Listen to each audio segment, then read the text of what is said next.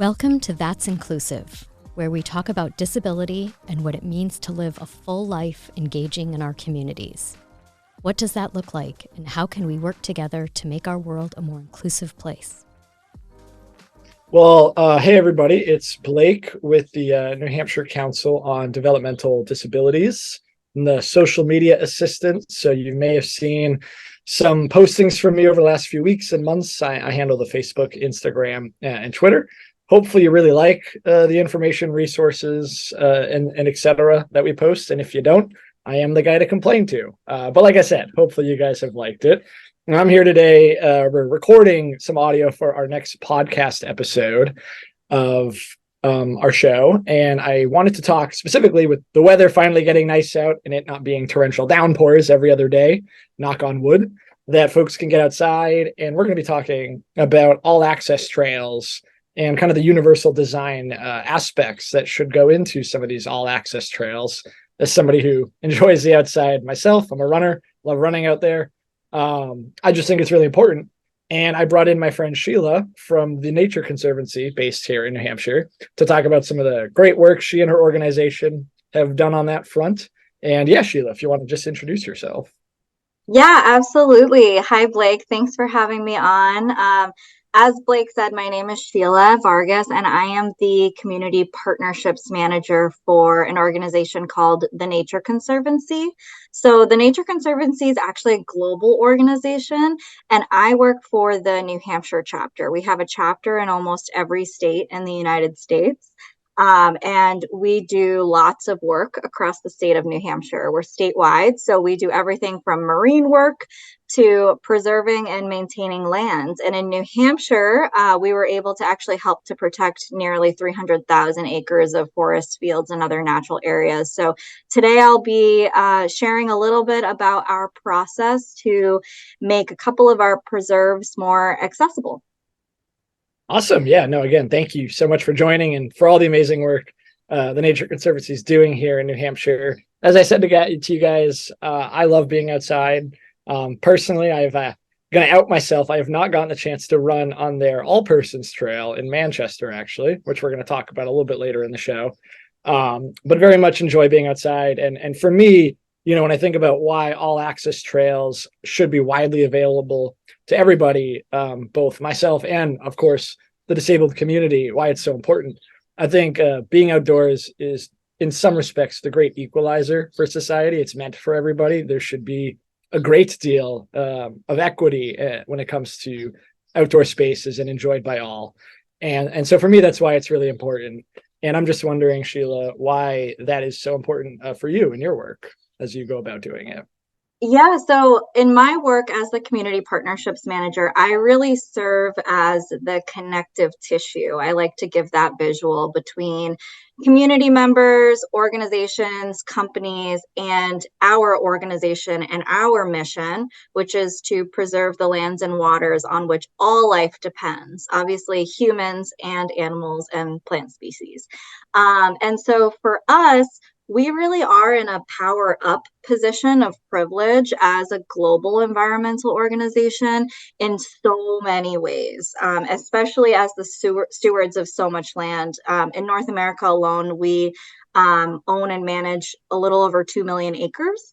And we understand, as you just said, that everyone really does deserve to reap the benefits of being out in nature. And it doesn't necessarily have to be on a hike in the White Mountains. It can be in a park. It can be in a garden. And so for us, we feel that it's important that those who have access to nature and are actually able to enjoy nature are as diverse as nature itself. And if you look back at history, and honestly, even things like old catalogs for outdoor retailers, you really have typically only seen one type of person enjoying nature. And so for us, it's really important, again, that representation of folks who are out there increases. And one way to do that is to create all access trails on the properties that we own and manage. Yeah, no, and I love the phrase connective tissue. I very much in my work, which can be hard to visualize for folks sometime. Love images, love the idea of giving them an image to just help, visualize that work and why it's important. So I really love that. Thanks for using that phrase. You touched on something really interesting, and it's actually not in our preset set of questions. So I'm going to go a little bit off script here for the folks at home. You mentioned a really interesting point about how when you look at media and papers and stuff and just forward facing information about these trails, like you said, they are all one type of person. What are some of the dynamics at play there that you think feed into that? Is that socioeconomic? Is that racial? Is that able-bodiedness? Just curious what preset notion society has for that causes us to only see one type of person when these trails are being broadcast, shall we say. Yeah, I mean, and I would say there's science, social science, to back up some of the points I'm about to make, but also a lot of this can be seen just by looking around at various neighborhoods. So typically more affluent neighborhoods have more green spaces. So for us, that's really the first part of this, is that the individuals who have more money, have more resources, have more affluence in society tend to have the nicer parks, the bike trails, the access to those green spaces. So socioeconomics does play a huge role into that. And just generally, I think the power dynamics when it comes to our society, where typically our society has really given power to those not just that have wealth, but who are able-bodied, who are cisgender, who are a certain type of person. So I think it really does lend to just the history of not just our country, but I think human society in general. Right. And I love that you mentioned the social sciences aspect of it. And it makes a lot of sense. I know walking, running, whatever around Manchester, you go to certain parts of the city and you're like, the sidewalks are bad. There's not a lot of trees. The parks are many miles away, if any. You go to certain other parts of town, you're like, oh, there's the park. There's the nice bike lane. There's this, there's that. The sidewalks are nice and even and paved. So I definitely can attest to what you're saying. And I think that kind of leads into the next segue a little bit here. What are some ways collectively that everybody who likes being outside, able-bodied or otherwise, can come together to make all access trails that do exist even better and more widely available for folks and putting it on their radar? Because I think a lot of folks just don't know about these things. Yeah, that's a great question. It's also, I think, a very big question to unpack. So I can talk a little bit about our process and how we went about, because frankly, as I said, our organization is in a power up position. And instead of just saying, hey, we want to build an all access trail to feel warm and fuzzy and good about ourselves, we decided to actually talk to community members and community organizations and say, hey, we're thinking about building this trail in your community. And we want it to be used. We want it to be a resource. We want it to be a place where everyone feels welcome and everyone feels a sense of ownership and has a safe space to be able to get the mental and physical benefits of actually being in nature. So in order to do that, we're looking for your input. What can we do to make sure that this is actually all of those things and maybe more?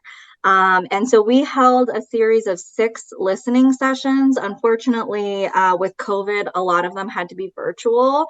We had this awesome plan of having them at various spaces across the city of Manchester. We were able to have one in person, which was amazing and very well attended. It was at Backyard Brewery too, so I think that may have had a little bit to do with the turnout. But it was very interesting just to hear so many different perspectives from individuals around what are the barriers to nature. And I think for us, that was really the first step, is like, what are the barriers to doing this in a way where it's built with the community, not just for the community, because there is a big difference between those two things. Because, while we can own and steward land and build trails, until we actually have input from people who think differently from us, that don't live every day in this conservation bubble, then we really can't advance our mission in an equitable way. So the first step, I think, for communities, organizations, anyone who's interested in doing this is really to take the time to get the input. And frankly, our project was slated to be about a little over a year, and it turned out to be a little over 3 years. And that's because we slowed down the process in order to really listen and learn about barriers to all different types of people from all different types of backgrounds and abilities. And that was able, or that contributed to us being able to build our all persons trail. And it's called an all persons trail because we really want it to be for all people. Right. And she's alluding to the one in Manchester, folks, over at the Cedar Swamp area. And again, shamefully, I have not run there yet, even though it is a mere like a 10-minute drive away. So I do need to just make it happen and stop making excuses personally. You mentioned in part of your process of those listening sessions, my organization, we do some listening sessions here and there. And I'm just so curious. I had two branching thoughts that came to mind while you were discussing that.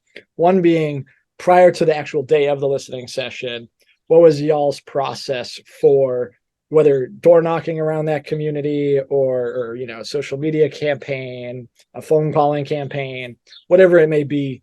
What kind of went into building attendance for that and really getting the word out there? Like, hey, we want to hear from you, so please attend, because otherwise we're not being. You talked about intentionality, when you said it went from a 1-year timeline to a 3-year timeline, because you guys were intentional about really digging in and listening to the community and kind of piecing all that together. So that was one little question I had. And then a follow-up to that would be, at the actual listening sessions, what were some of those stories of barriers and hurdles that the community mentioned to you guys that then factored into how you went about, creating the trail and what went into that, based on the hurdles that you guys heard about? So I might have to have you repeat the second question, just because I know sure. we have to ramble a little bit. But just really quick, two things that I wanted to mention off the bat is that we actually have 2 all access trails in New Hampshire. And I think I may have referred to them at the beginning, but just so individuals are aware, there is one at our Ossipee Pine Barrens Preserve in Ossipee. So that one was built with a lot of recommendations, because there are existing recommendations around how to build all access trails to varying degrees. That was our first trail, and we learned a lot from building that. And then the fact that we own and steward land in Manchester within the city limits, it's actually the largest unbroken block of land in the city of Manchester. Most people are surprised, and that was something we heard a lot during our listening sessions. Individuals were really surprised to hear that there was a 640-acre preserved piece of land in the city of Manchester, even though the city's master plan actually refers to the preserve as a hidden gem of the city, a jewel of the city, right? I didn't know that. I've lived here my whole life. Yeah. And so that was really one of the first things that we discovered, was that while the Nature Conservancy has been in New Hampshire for over 60 years, we have not done a ton of work from Concord south in regards to engaging with community members. We've done some work specifically with various municipalities and some other work, but when it comes to actually engaging with communities in ways that is on the community's terms, I've only been with the organization it'll be 5 years in October. So it really started with the onboarding of my position, but also with our amazing stewardship staff who goes out every single day and manages our properties. And just a huge shout out to them, because without having actual conservation practitioners who are on board with creating all access trails, it really can't happen. So the fact that our stewardship staff was really the pioneers for our chapters and wanting to make these lands accessible and understanding the benefits that it could have for all people, I really would be remiss if I didn't give them a shout out. But just back to what was your first question?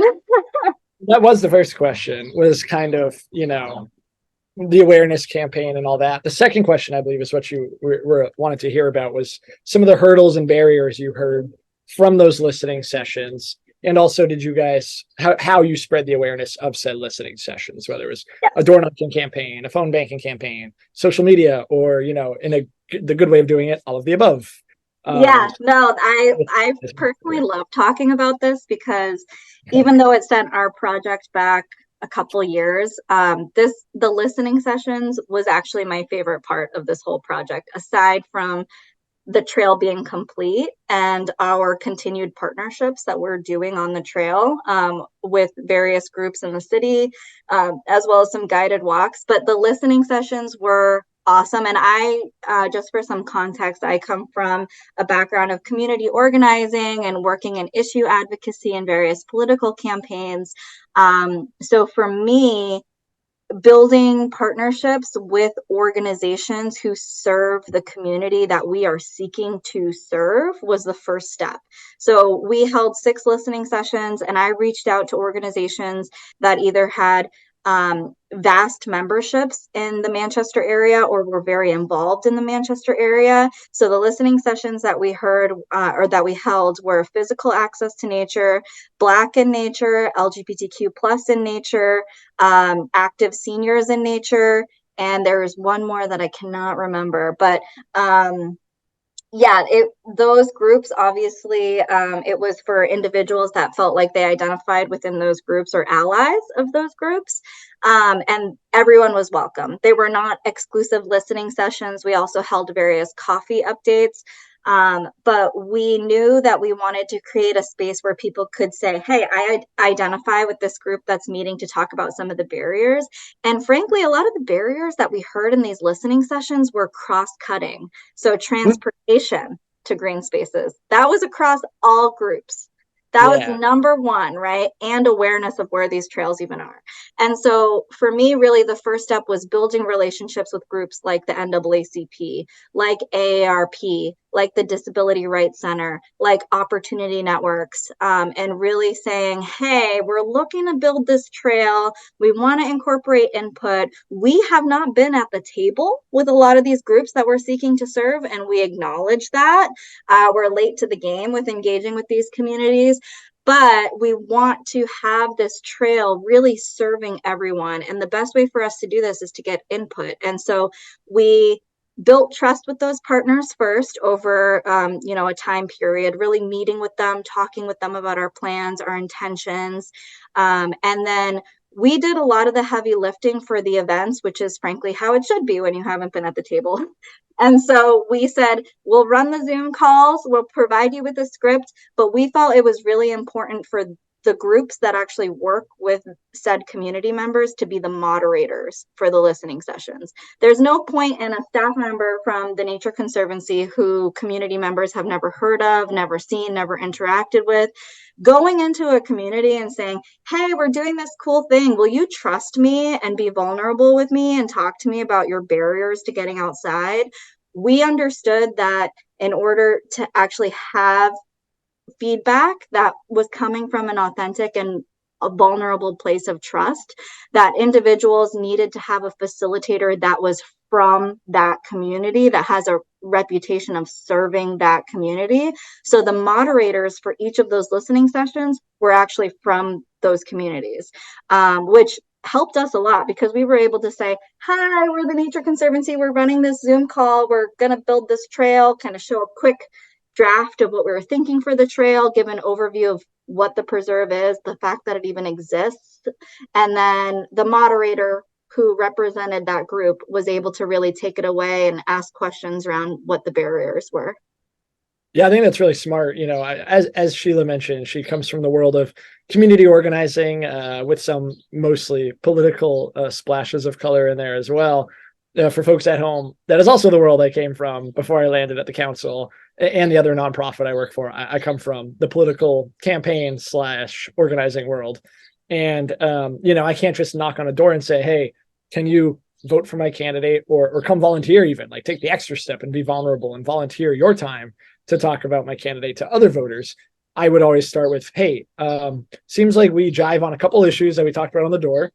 can I grab a cup of coffee with you? Can I get a lunch with you? And really dig in and be intentional about forming an organic relationship with that person, so that I wasn't Blake, the campaign staffer, asking for a favor down the line. It was Blake, my friend, who happens to work for this campaign, asking a favor down the line. Yeah. So I really like that you guys were intentional with that process and centering the voices that, needed to be front and center.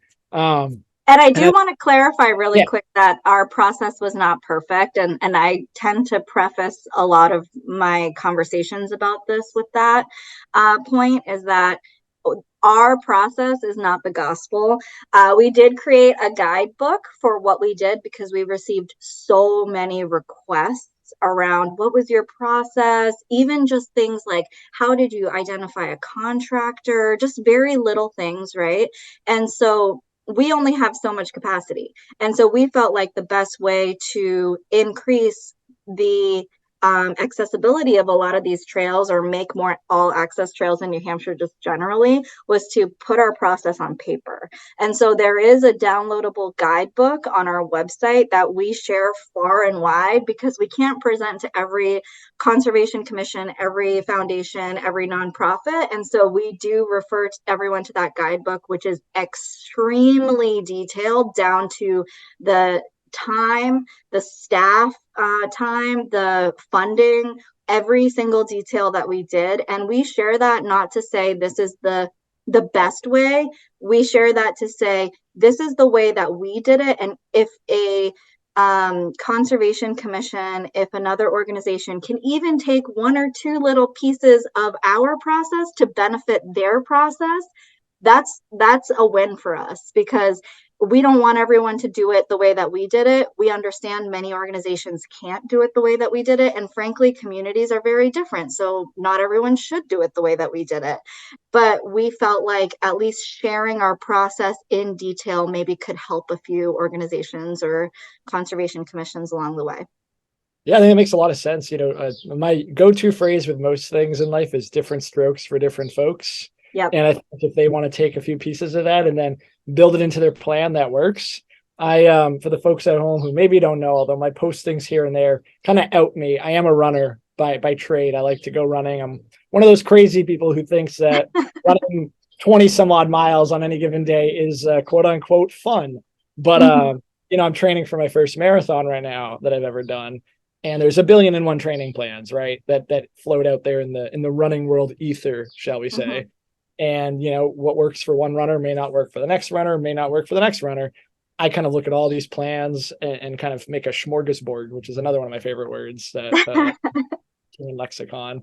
And I piece together what will work for me, knowing my body, my abilities, my goals, etc., my schedule, right, with the time consumption, and use that as a springboard to do my plan. So it sounds like you guys did something similar with the guidebook on the website, and folks can look at it. It's accessible. And then they just take what works and what doesn't work, and they build out their own. Absolutely. The folks at home, when this episode gets posted, I'll do another post on our social media channels with the link to TNC's website and the guidebook, so everybody can readily access that. But also, as Sheila said, it's on their website. We want to talk about how you mentioned awareness, right? One of the hurdles you hear is, we didn't even know this trail existed. I knew the All Persons Trail existed. I did not know it was over 600 acres of land.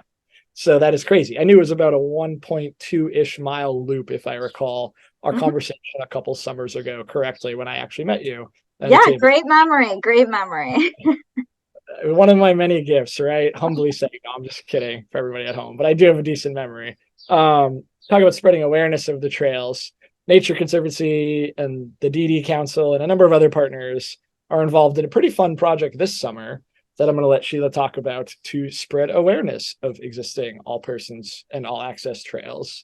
And I'll let you comment on that, Sheila. No, I mean, I'm just so happy that the DD Council invited the Nature Conservancy on to talk about not just our trail and our process, but about ways that we can all partner together, not just groups that serve the disability community, but groups like conservation organizations or education organizations or housing organizations. Like, what are the ways that we can partner in innovative ways to really start making sure that our communities are beneficial for all people? And that includes green spaces. And so with awareness being the number one issue, I think probably next to transportation. I think they were pretty even when it came to barriers.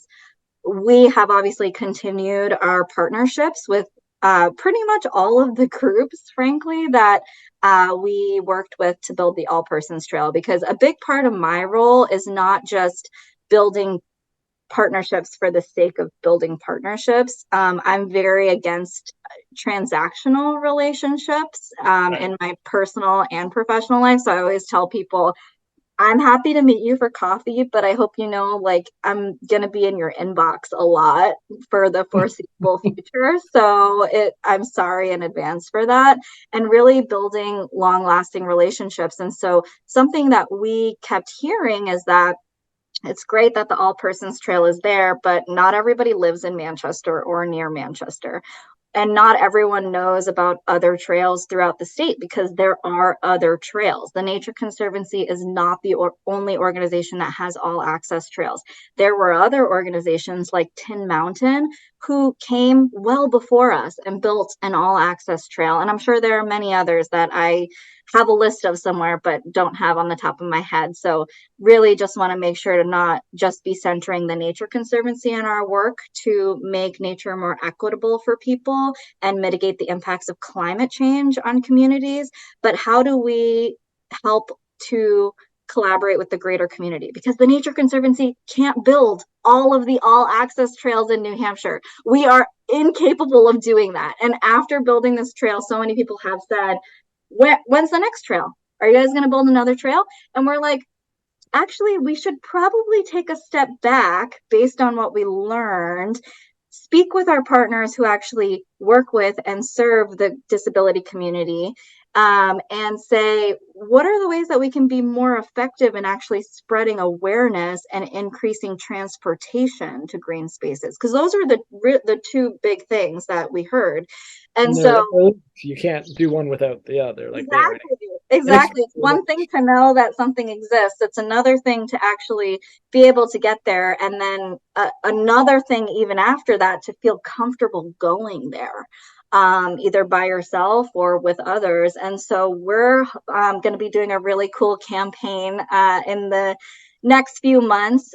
Actually, Blake, I have to give you credit for the hashtag, or the name of the campaign, which is New Hampshire Trails 4, the number 4 all.